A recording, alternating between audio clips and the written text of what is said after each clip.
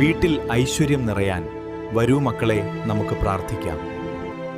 June 4 തിരുഹൃദയ വണക്കമാസ പ്രാർത്ഥന. ഇന്നത്തെ നിയോഗം: സഭയിലെ എല്ലാ വൈദികർക്കും സമർപ്പിതർക്കും വിശ്വാസികൾക്കും വേണ്ടി പ്രാർത്ഥിക്കാം.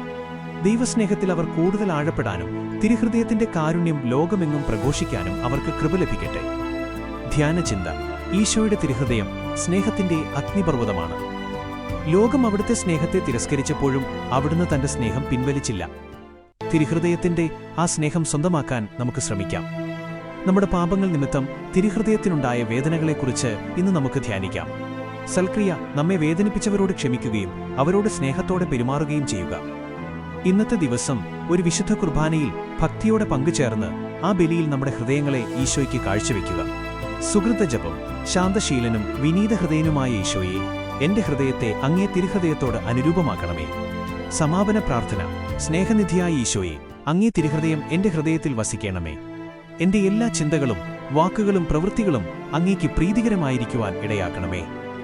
അങ്ങേ സ്നേഹത്തിൽ ജീവിക്കാൻ എന്നെ സഹായിക്കണമേ. ആമേൻ.